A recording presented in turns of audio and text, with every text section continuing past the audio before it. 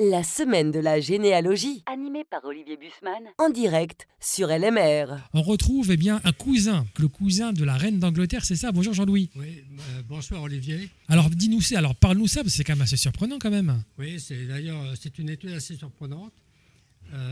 En fait, pour reprendre en cours Oui. l'histoire, Oui, ma grand-mère était de l'assistance publique. d'accord. Ça commence avec une histoire comme ça. Et j'ai mis à peu près une quinzaine d'années à retrouver sa mère, que j'ai retrouvée. Oui, Mais non seulement sa mère, et les ancêtres de sa mère. d'accord. Et les ancêtres de sa mère m'ont conduit progressivement vers la famille ducale de Normandie, Guillaume le Conquérant, Oui, Roland. Donc, de ce fait-là, on retrouve une assise commune avec la famille royale d'Angleterre. que tu es normand? Alors, on est tous un peu de partout. Oui, Je suis à moitié normand. oui. Et l'autre moitié, c'était le sujet que je voulais évoquer ce On soir. va en parler. Voilà. Donc, je suis normand par ma mère. Oui, Et par mon père, je suis nivernais, berrichon, franc-comtois, bourguignon. Enfin, d'accord. voilà. Et du coup, cet intérêt pour la généalogie a commencé il y a très longtemps. Ça fait 40 ans, plus de 40 ans que je suis tombé dans le chaudron, comme on dit. Oui, Et à l'origine, en fait, c'est parce que j'habitais en Normandie, mais je ne retrouvais pas mon nom de famille dans les familles du coin. oui, Et je me disais, mais d'où on vient? oui. Et j'ai découvert qu'en fait, mon père venait de la Nièvre, du Nivernais. D'accord. Et donc, finalement, il était arrivé en Normandie. Donc, du coup, j'ai une grosse assise normande. Mais et la curiosité m'a amené à aller voir ce que c'était que le Nivernais. Oui, bah oui. Le Nivernais, la Nièvre, etc. Et c'était assez étrange parce que c'est mon arrière-grand-père qui avait quitté en 1899 le département. Oui, Et pour moi, c'était une terre inconnue. C'est comme si j'allais à l'étranger. Enfin, Oui. Et je suis allé dans le village où était la famille depuis des lustres. Et dans l'église, j'ai retrouvé le banc réservé à la famille. d'accord. J'ai retrouvé les cimetières. Et certains cimetières, c'était la moitié un cimetière de famille. Et D'accord. tout d'un coup, j'ai trouvé une assise familiale que je ne connaissais pas du tout. Oui, Et il m'a fallu un peu de temps, mais 20 ans plus tard, j'ai été invité par des cousins au 7e degré, patronymiques, oui, qui étaient curieux de voir cet extraterrestre qui sortait de je ne sais où et qui avait encore une maison dans le secteur historique où était la famille. Mais ils ne connaissaient rien en fait. d'accord. Et moi, qui ne connaissais rien de la région, mais je savais pratiquement tout. Donc on a organisé un week-end de visite des grands sites historiques de la famille, c'est-à-dire des moulins, Ouais. des fermes, D'accord. et parce qu'il n'y avait rien de plus. Et donc ça a été très riche, très intéressant, d'autant que les gens en Bourgogne, il y a un parler qui Oui. est assez particulier. Ouais. Quoi. Et je me disais à chaque fois, tiens, si on était resté en Bourgogne, je parlerais comme eux. C'était une langue Ouais. étrangère. Bah, bien pratiquement. sûr. Donc c'était assez amusant. Donc du coup, je me suis retrouvé qu'on était Nivernais, Bourguignon, enfin Nivernais, pardon. Oui, Et le hasard a voulu qu'en 1980, on lançait la création d'un cercle généalogique à Nevers. oui. Je suis arrivé au moment de la création, D'accord. donc il y a 42 ans. D'accord. Et finalement, je ne l'ai jamais quitté. Oui, Étant à la retraite depuis 1 an et demi, oui, puisque j'ai travaillé 20 ans à l'étranger, donc D'accord. j'étais quand même assez loin de tout, oui. eh bien, j'ai été sollicité pour rejoindre le conseil. Je Oui. suis le président de l'association Nivernais Ah, Morvan d'accord. depuis 1 an et demi. Avec beaucoup d'adeptes. On a actuellement à peu près 300 adhérents. D'accord. Alors pour moi, j'habite pas dans la Nièvre, Ouais. j'habite en Isère, donc Ah, d'accord. c'est encore une autre Ah oui. particularité. Ah, donc en fait, Oui. tu es président Oui. d'un et Oui. tu habites ça, Oui. c'est possible ça. Ben, j'ai noté pendant ce congrès que j'étais pas le seul à être président ou administrateur de Oui. quelque chose qui se D'accord. trouvait ailleurs. D'accord. Et c'est vrai aussi que la numérisation, l'accès à Internet, etc., Bien sûr. tout ça a fait que j'étais vice-président, je travaillais en Serbie. En Serbie. Oui. D'accord. Et le cercle est venu me chercher en Serbie, bon, à 1600 km d'ici. Oui. Et donc, on a réussi à faire des choses. Bon, il y avait le confinement à l'époque, Oui. mais maintenant, il y a un peu plus. Donc, voilà à peu près le contexte. Ouais. Alors, moi, ma vision de la généalogie par rapport un petit peu à My Family, Oui. la généalogie, c'est un squelette pour moi. Oui. C'est-à-dire, bon, c'est un premier élément. Mhm. Ce qui m'intéresse, c'est l'histoire des familles. Bien sûr. Qu'est-ce qui s'est passé? Et au cours de mes études, j'ai eu la chance, à un moment, d'avoir une conférence qui s'appelait Généalogie et mobilité sociale. Oui. Et dans cette conférence, on demandait à chaque étudiant de venir avec sa généalogie sur 5 générations et les branches collatérales. Et l'idée, c'était de voir dans l'histoire des familles les mécanismes d'ascension sociale, de régression sociale, de stagnation sociale. D'accord. Pour essayer de voir s'il y avait finalement des mécanismes qui étaient liés à certains... Donc ça veut dire qu'en fait, une personne qui aujourd'hui socialement est dans un milieu ouvrier, sans vouloir être péjoratif, a peut-être été auparavant dans un milieu plus... D'accord, ok. Exactement. Et l'inverse. Et alors, donc la mécanique, c'était d'essayer de trouver d'un point de vue un petit peu statistique, parce qu'après, il y a le hasard, le destin, etc. Oui. Et en fait, ça rejoint un petit peu une citation du type « Dis-moi d'où tu viens, je te dirai où tu vas ». Oui.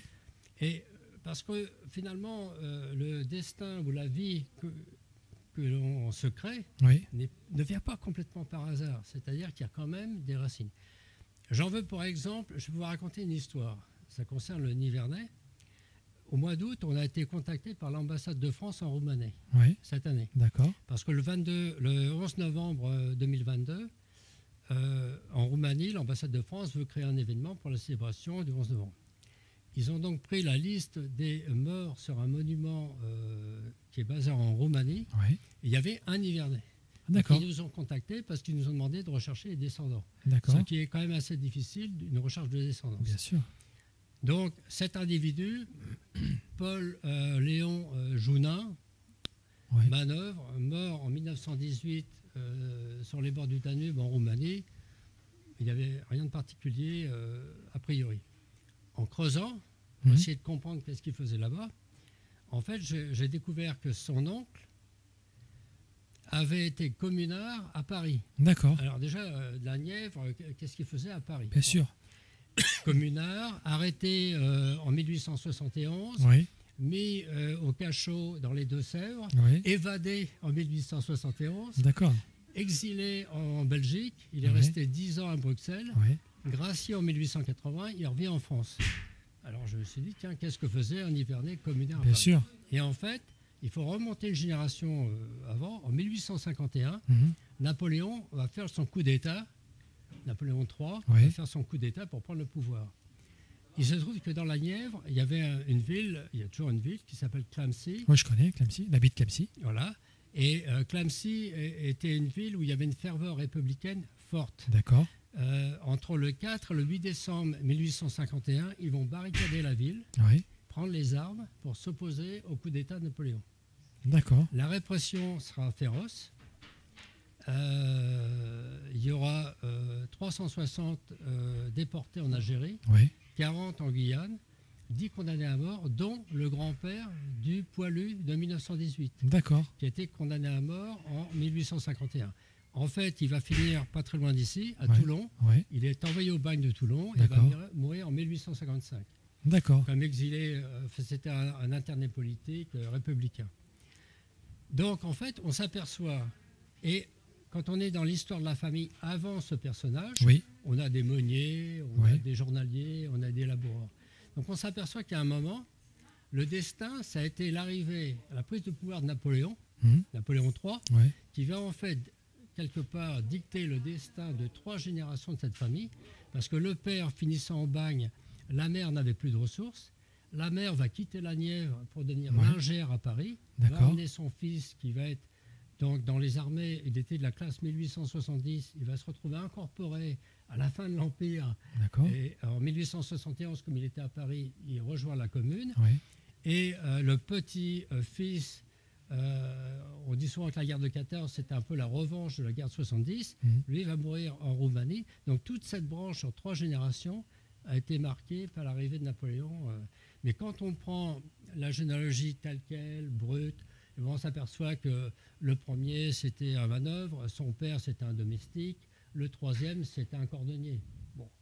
Mais en fait, il y a toute une histoire derrière. En fait, on peut, grâce à la généalogie, on peut en fait dresser le schéma social d'un pays ou d'une région même. Oui, exactement. Donc vous avez les phénomènes d'ascension, régression. Par exemple, la Révolution française a été chamboulant les ordres établis à l'époque, vous avez eu des gens qui venaient de rien, qui ont eu des ascensions extraordinaires. On retrouve ça dans les maréchaux d'Empire, etc. Bon, donc on retrouve ces mécanismes-là qui existent, assez intéressants. Alors dans notre association dans la Nièvre, le Nivernais-Morvan, bon, c'est au centre de la France. Oui. À chaque fois, c'est ce que je dis. On est au centre oui, de la oui, France. c'est vrai, exactement. Bon, donc, et alors, ce qui est très étrange, c'est qu'on a beaucoup de noms étrangers chez nous. D'accord. Et alors, on s'est posé la question, mais pourquoi on a autant de noms étrangers? Parce que à partir de 1820, se posait le problème des enfants abandonnés. Oui. Et la région parisienne, Paris, attirait beaucoup de gens de la campagne ou des pays environnants, des Allemands, etc., et qui venaient s'installer à Paris, mais dans des conditions assez misérables. Et donc là, sur le plan social, il y avait un certain nombre d'enfants qui ont été abandonnés, et l'assistance de Paris cherchait des endroits où mettre les enfants. Et dans la Nièvre, à partir de 1820, pendant à peu près un siècle, on a accueilli des dizaines de milliers d'enfants assistés qu'on appelait les petits Paris. Des petits Paris, d'accord. Oui. Et donc, il y a des villages dans la Nièvre aujourd'hui. J'ai fait une étude sur un village. Il y a 50% des noms qui sont sur le monument aux morts de la guerre de 14. Ce sont des enfants assistés de la ville de Paris. D'accord. Donc, finalement, automatiquement, ces gens, les survivants, se sont mariés avec des locaux. Et donc, dans nos familles, on ne peut pas dire qu'on est 100% nivernais. Bien sûr.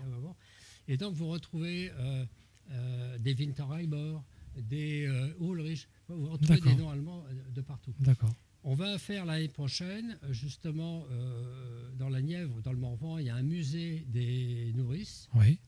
Et l'année prochaine, on va créer un événement au mois de mai 2023 où on va faire des conférences sur le thème, justement, des enfants assistés, où, pour beaucoup, la vie de leur famille ou leur généalogie commence au stade 0. Est-ce que tu connais, Jean-Louis, les prénoms les plus répandus dans ton département, justement, en faisant une recherche généalogie? Est-ce que tu retrouves des prénoms où tu sais, je ne sais pas quelle serait l'origine, mais est-ce qu'il y a un lien aussi avec ça? Alors, il y a eu, c'est un peu comme les phénomènes de mode. Oui. Autrefois, c'est pareil, tout dépendait aussi du saint patron de l'Église, qui pouvait donner une impulsion. Oui, d'accord. Mais dans la Nièvre, on retrouve le lot sempiternel des Jean, Pierre, machin. Oui. Bon. Mais on trouve également les Aimé, en féminin. D'accord. Donc on trouve des prénoms qui sont plus qu'on retrouve sur la Bourgogne, de façon générale. Oui. Parfois, des prénoms tout à fait insolites de saints oubliés. Pantaléon, par exemple. Oui. Bon, c'est pas commun. Non. Mais on en trouve, mais c'est pas. Alors pour ces enfants placés de Paris, ça veut dire qu'on leur redonne un nom ou ils gardent le nom? Il y a plusieurs. Parce que si on leur donne un nom et du coup on perd l'arbre. Voilà. C'est pas on le perd. Il constitue le degré 1. Ah oui. Récemment, j'ai écrit un article sur Adam et Ève. Et j'ai demandé si Adam et Ève étaient originaires du Nivernais. Oui. Parce qu'effectivement, l'homme est de père et de mère inconnus. Donc là, terminé. Et il a épousé une fille de l'assistance publique et de père et de mère inconnus. D'accord. Donc là, la généalogie, elle Bien sûr. Bien sûr. Alors, parfois, et c'est d'où l'intérêt des enfants assistés qu'on essaye de voir avec les dossiers actuellement, parfois, on arrive à avoir le nom de la mère, parce que c'est la mère qui a abandonné, mais elle a fait un dossier, donc on peut retrouver la généalogie du côté de la mère. Parfois, ce sont les parents qui vont abandonner l'enfant parce que financièrement, ils n'y arrivent plus. Donc, vous pouvez retrouver dans le dossier le père et la mère. Donc, la généalogie peut être relancée. Et puis, parfois, il n'y a rien du tout. Parce que quand c'est comme ça, donc, il faut une autorisation pour réouvrir, du coup, pour qu'on donne... Non, pas du tout. Non. Alors, si c'est trop récent, oui, il faut une autorisation. Souvent, il faut démontrer la filiation entre vous et la personne. Bien sûr. Sauvegarde. Mais sur les dossiers plus anciens, pour nous, c'est à Paris maintenant, aux archives de Paris, c'est accessible. D'accord. Tu as écrit un livre, non? J'ai écrit de multitudes d'articles, d'accord. mais je pense écrire... maintenant, j'arrive à un moment où j'ai un peu plus de temps qu'avant. Je vais écrire... Tu vas écrire sur quoi? Surtout. Non, parce que, en fait, pour moi, et c'est un petit peu le contre-pied de l'informatique. C'est un peu comme les photos numériques. Quand on fait plein de photos, combien de fois on les regarde? Bien sûr, oui, tout à fait. Et donc, du coup, moi, je refais des albums photos papier Oui. parce qu'on les regarde. Et la généalogie, c'est un peu le même problème. On peut faire beaucoup de choses.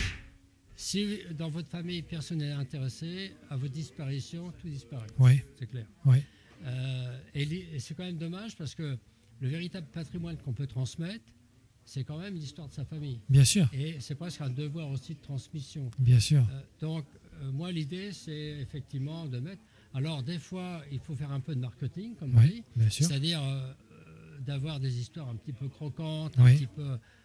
sinon, Oui. il n'y a pas d'intérêt. Hein. Bien sûr.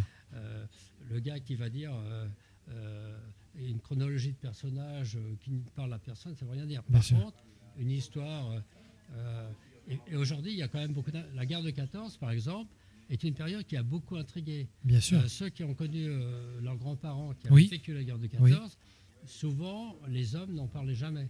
Moi, j'ai connu mon arrière-grand-père, il avait fait toute la guerre de 14, il n'en parlait jamais.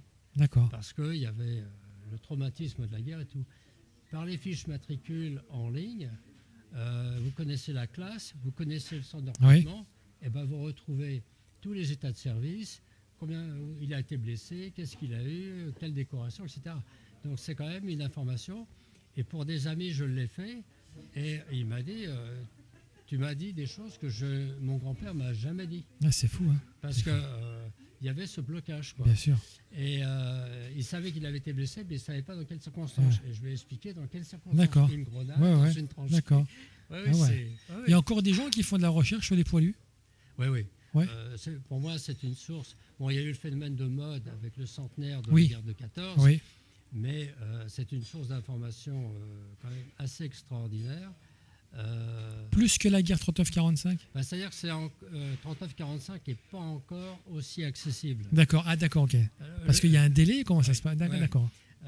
Selon les archives, il y a quand même en France la protection de la vie des personnes, Oui. etc. Oui. Et il faut en quelque sorte, c'est un peu comme les archives militaires classées, il faut Oui. qu'elles soient déclassées et Bien mises sûr. en accès au public. Bien sûr. Bon, avec l'anniversaire de la guerre de 14, il y avait une volonté en France de mettre en ligne les dossiers de la conscription, Oui. en gros de 1820 de 1860 à 1920. D'accord. Donc ça veut dire pour à peu près 60 ans, vous pouviez, avec un peu de chance, trouver le dossier de conscription de votre grand-père, votre arrière-grand-père. Oui. Et dans la fiche de conscription, à l'époque, il n'y avait pas de photographie, Oui. mais il y avait une description physique de votre grand-père. Il avait les yeux de telle couleur, les cheveux de telle D'accord, couleur, d'accord. il avait une balafre ici. Ah, donc c'était vraiment précis, quoi. Oui, oui. Alors précis, si votre grand-père était moyen, il avait un nez moyen, une bouche moyenne, D'accord, oui, d'accord, ok. une tête moyenne. Donc avec ça n'allait pas bien loin. C'est sûr, oui, c'est clair. Mais quand il avait quelque chose de singulier, mais on apprenait aussi son état, parce qu'on imagine, aujourd'hui les gens sont globalement en bonne santé, Oui. mais au 19e siècle, souvent les gens étaient ajournés pour faiblesse générale, Bien sûr, même bien dans sûr. les campagnes, quoi. Bien sûr, bien sûr. Alors après, pendant la guerre de 14, il y avait une telle hécatombe qu'il rappelait même les... Tout à fait. Est-ce que ton cercle a un site internet, choses comme Oui, ça? oui. Donc, alors, nous avons un site qui est en refonte actuellement, puisque, à l'instar de la fédération, on a repris un logiciel plus intégré qui nous facilite un peu la gestion de tout ça. Oui. On essaye de moderniser un peu tout ça. Oui. Et donc, le site est en refonte actuellement.